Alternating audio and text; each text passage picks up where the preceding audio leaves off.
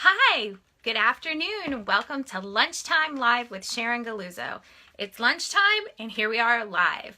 So glad that you decided to pop in and join us today. I hope that you went and grabbed something yummy to eat and you're sitting down to find out today about the power of completion. That's today's topic on Lunchtime Live. I'm going to reach back here and get some of my toys. I had some props that I forgot to move up here before I hit the button, but I wanted to start right on time at noon Eastern time. And if you're here, make sure that you say hello, pop in a comment, and we'll make sure that we recognize you here. I'm going to just talk for a moment before I get started. Sometimes it takes a minute or two for people to get on live. So I'm actually going to click my computer over here and see if I can get myself on live on my computer. I never can get that thing to work, but it works here on my phone. So we are really excited. And I got an exciting package in the mail today. So maybe I'll share that with you before we leave. And let's see if I can get this. Oh, there it is. Yay. Okie dokie. Now I can see myself twice. So anyway, today's topic is the power of completion.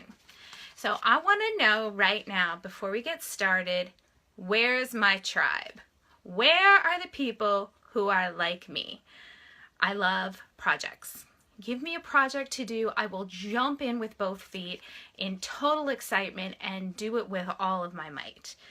I'm very, very energized when I start. I have lots of ideas and I have brainstorm and I think about problems and how to solve them, and I'm working through everything. Creativity projects bring out every ounce of my creativity. Even if they're not creative projects, the process of going from the problem to the solution is a very creative process. So I really enjoy the creativity that goes into projects. Of course, I love new things. Anything new, different, a change. Housework is the bane of my existence, not because it's hard, it's just because it's never done. There is always more housework to do, and it doesn't matter how hard you worked, how long you worked at it, how well you did it, you're going to have to do it again.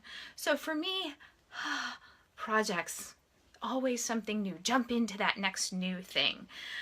And a challenge.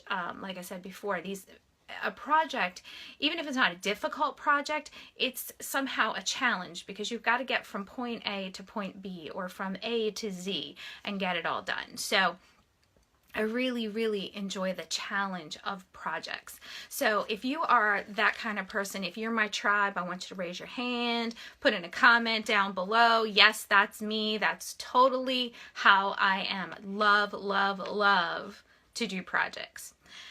Well, here's one of my problems.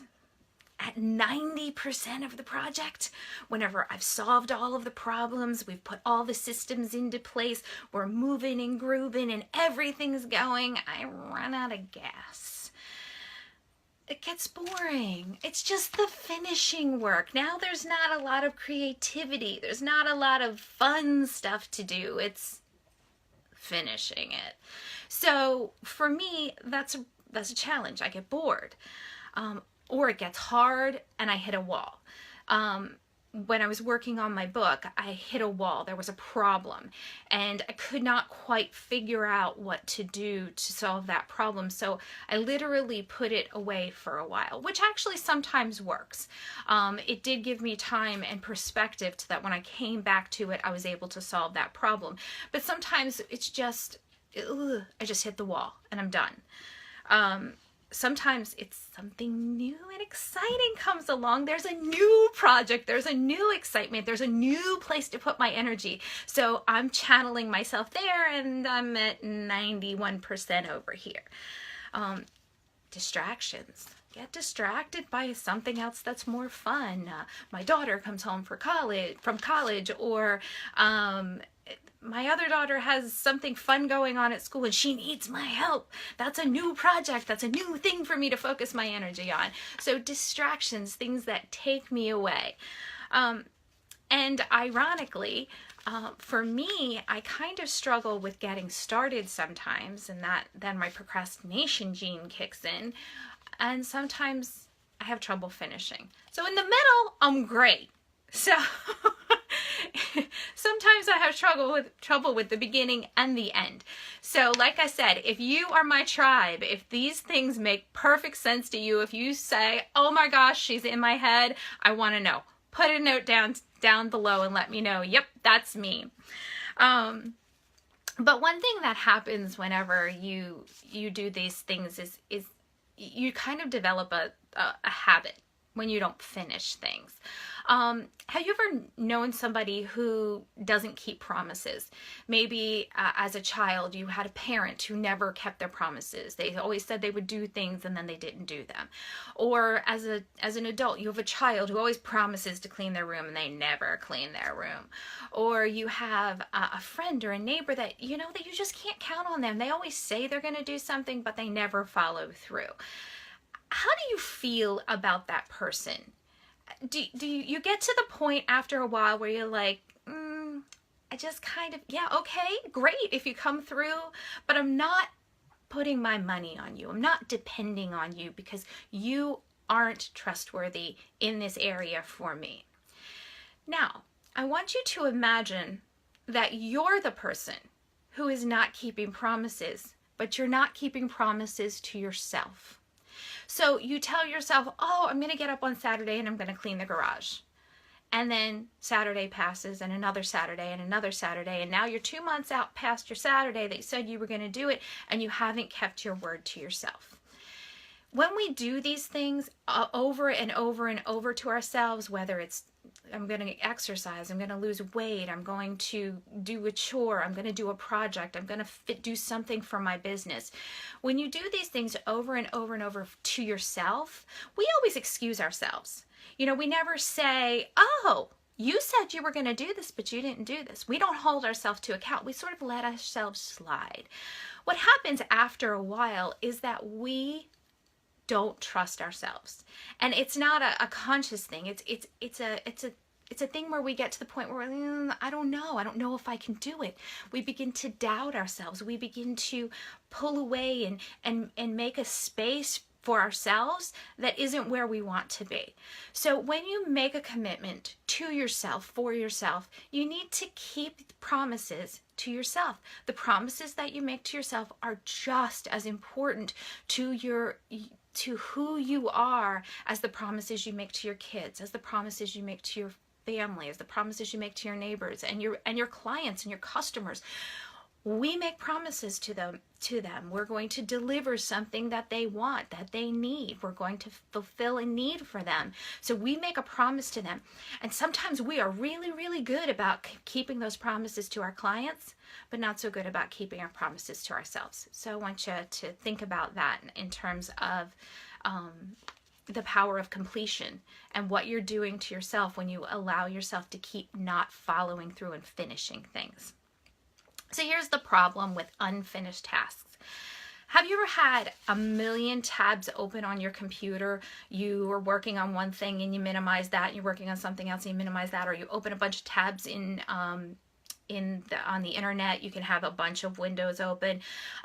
When I'm working on projects, I have lots and lots and lots of things on my desktop, so they're easy for me to grab and move and manipulate as I'm working on things. I have folders.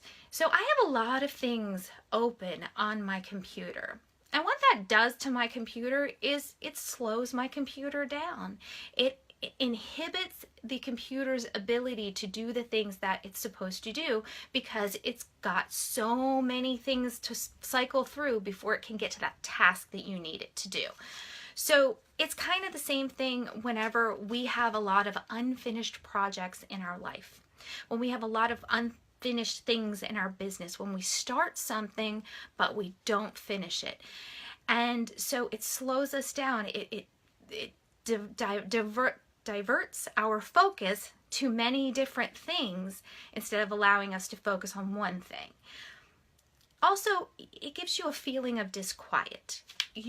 I'm always walking around going, I feel like I'm forgetting something. There's something I'm supposed to be doing, but I'm not doing it. I haven't finished it. but I can't quite remember what it is, especially when we let those 90% finished projects span out over a long period of time. You can sit and go, I feel like there's something that I need to do, but I can't quite put my finger on it. Anxiety. I know I have to finish that, but I just am bored. I can't do it. I've hit a wall or whatever. I'm distracted. I've got other things going on. And then it's like the sword of Damocles dangling over our head by one fine horsehair, and any minute it's going to come crashing down on us. We don't need that anxiety. When we start things, we need to finish them. The other thing is, when you have projects that aren't done, when you have things that you started that you haven't finished, you never get to the payoff. Why did you start that project? You started that because it was going to be good for your business. You started it because it was going to move your business forward. But when you never finish it, you never get to that payoff. You don't ever reach the goal, so you don't get back the benefit of doing what you said you were going to do because it's unfinished.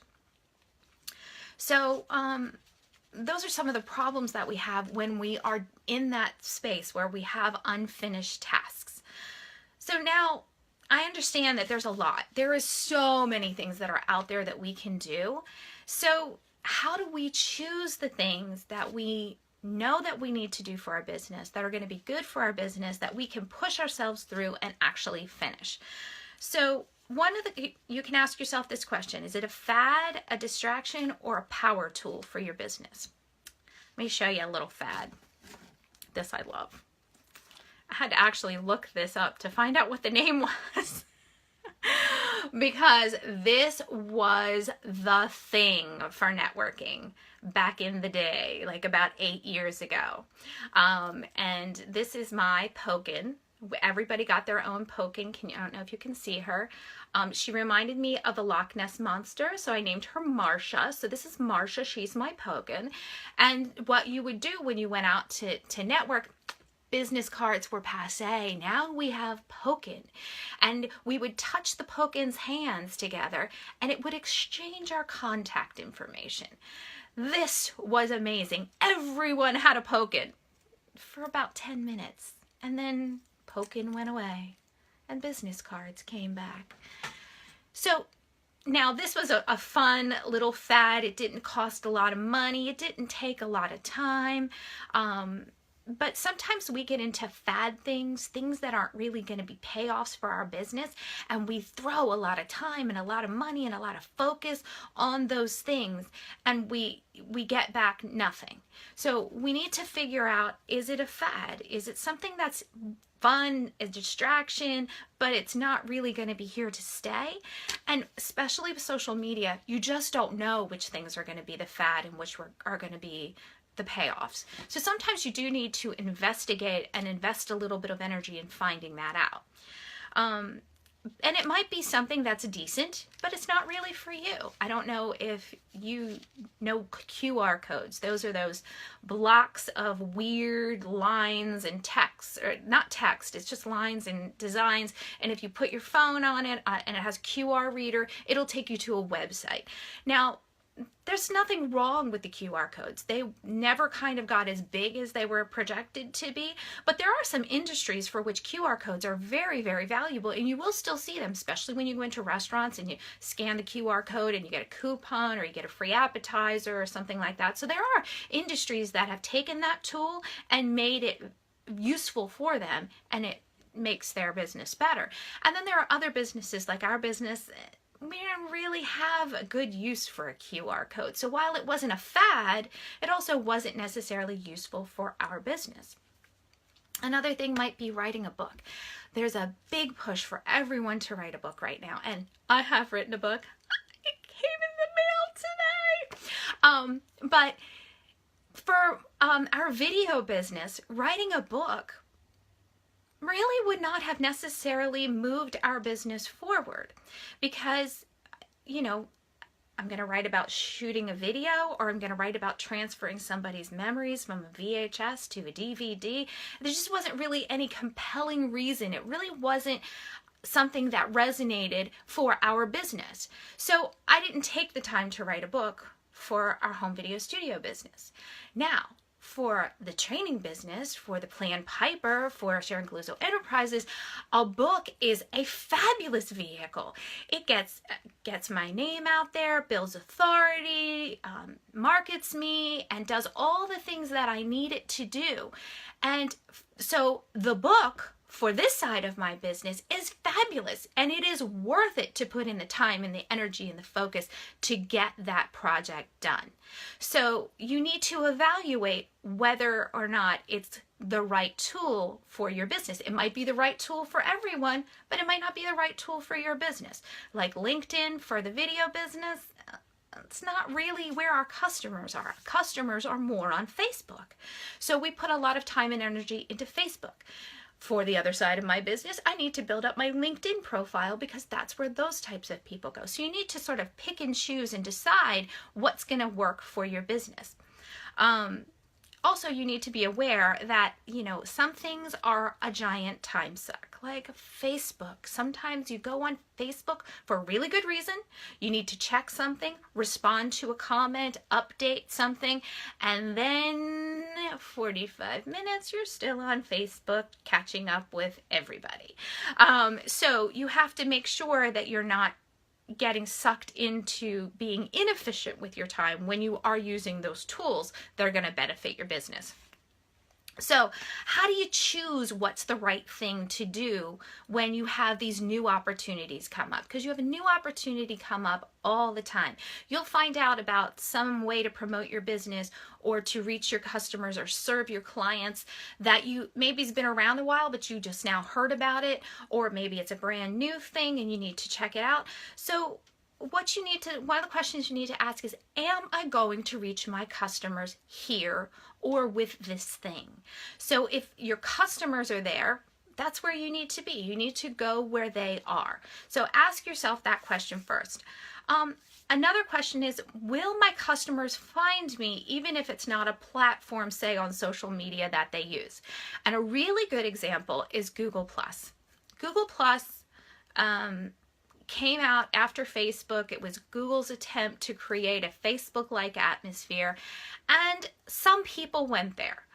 Not everyone went there. My customers weren't there.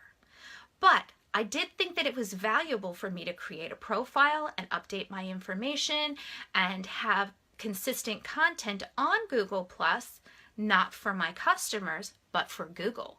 So if I wanted Google to find my business, I needed to have a presence on the platform that Google was mining.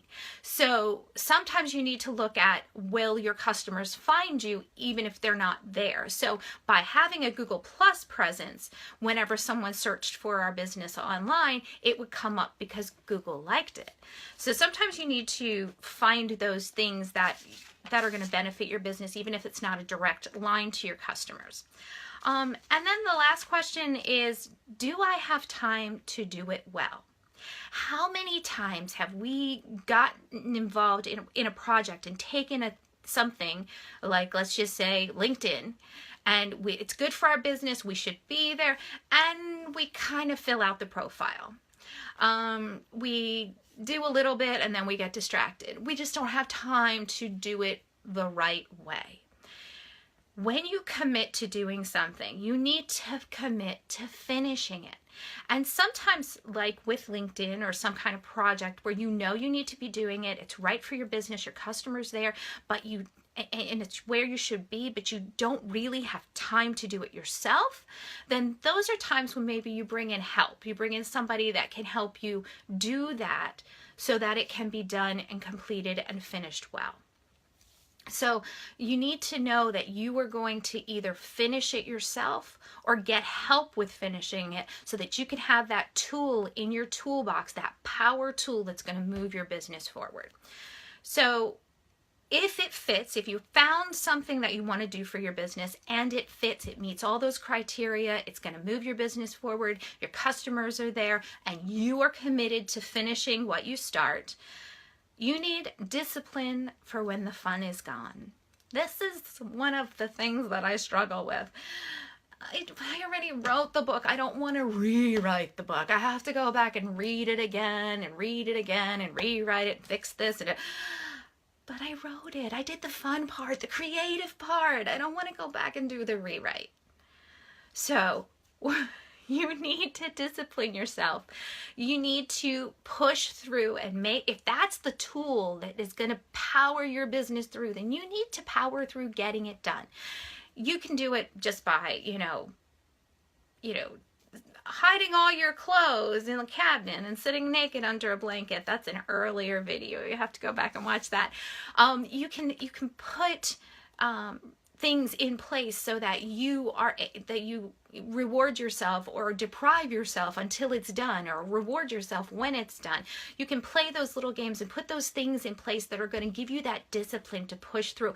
Get somebody to call you and say, hey, you said you were going to have this done by the end of the week. Where is it? Whatever you need. For myself, I work really good in when I know what my boundaries are, when I have a deadline, when it's open-ended. Oh my goodness, that's hard for me because there's always tomorrow. I can do that tomorrow. I have more time. I don't have a deadline. So for me, a deadline is really important. So I can put my own deadline in there, ask someone to keep me accountable, and then that'll give me the discipline to push through. Another thing is not starting a whole bunch of things without finishing them. So start one thing, choose that one thing that's going to be really, really good for your business and push it all the way through.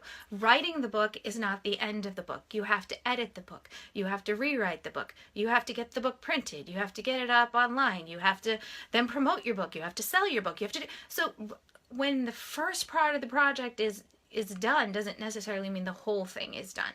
So do it all the way through before you start another project. When we first started our business, there was a lot to learn and a lot of things to do. So I had 50 projects started and I didn't get them all finished. I would have been much better off doing one thing and finishing it, then moving to the next thing and finishing that, and then moving to the next thing and finishing that. So, the power of completion allows you to put a period at the end of the sentence and then move on to the next paragraph, instead of having one really long run-on sentence that goes on and on and on. So that's the power of completion. There's my grammar nerd popping up to entertain you this afternoon. In addition to finishing to putting a period at the end of the sentence, here's your payoff for completing something. Peace. It's done. You finished it. There's nothing more to worry about, except maybe maintenance or something like that. But you finished it. You finished the task, and that gives you a sense of peace. Celebration. I did it! Woo! I'm finished. It's done. I can move on. That is, for me, I love to celebrate things. I love to be done so that I can have that little personal celebration and then move on. You reached your goal. You set a goal for yourself. You reached it. Congratulations. That's an accomplishment. That is something that you can add to your basket of goodies that you have for yourself, the nice things that you say to you, the good things that you have going on for yourself. So reaching your goal. There's a payoff for your business. You started this project for your business, if it's for your business, but that's it. You're moving your business forward. You have done what you said you would do. Now your business is at a higher level than it was before you started that project. So those are your payoffs. That's the power of completion. You get peace. You get to celebrate. You have reached your goals and you are moving your business forward. So remember those things whenever you start something, that at the end, when you're done, there's going to be peace and celebration and victory for you. So when you're in the middle of it, when you're at that 90%, you just can't finish it. Think about that. What's the payoff? What's the good stuff at the end of the race? When you cross that finish line and you break that tape, what's on the other side for you. So keep your focus on what's on the other side for you. Now, I would like to introduce you to one of my rats from my book. This is Charlotte Rat. Can you see her? She is probably my favorite rat. I have to be honest, there are pieces of each and every of me in each and every one of my rats. There's a little bit of Darnell in me. There's a little bit of Charles in me. There's a little bit of Holden. There's a little bit of Maya. But Charlotte's probably all me. Probably 98% of what I wrote about for Charlotte came from me. She's the rat with whom I identify the most. She is on to the next big thing. She starts projects and she gets really excited and she gets them in the middle of them, and then she gets another new project or something else distracts her, or she gets bored. That's Charlotte. That's who she is, and that's how she runs her business. So in Legendary Business from Rats to Riches, you'll get to hear more about Charlotte and find out tools and mechanisms and processes that you can put in place in your own business so that you can run Charlotte out of town and not have to worry about her anymore. Wanted to give you the opportunity to let me know if you would like to be notified when the book is ready. Let's see if I get, okay, so you go to SharonGalluzzo.com and go to the contact button at the top, and it will open an email, and you can look for, just put in the subject line, just put book, and your message is add me to the list, and we'll take your email address and we'll add you to the list. And whenever we do the book launch, you will get a notification so that you can get in and get the book for 99 cents. We're doing a big launch. We're still debating on the date, and I'm looking to see if I have, yes I do, the package that was delivered today, the shiny new version of Legendary Business from Rats to Riches. And look, there's my little picture. I'm so excited. It's totally getting real, and I can't wait for you to get your hands on Legendary Business from Rats to Riches so you can be the Pied Piper and drive problem rats out of your business like a boss. Thank you for joining me for Lunchtime Live. I will see you next Tuesday, and enjoy your lunch.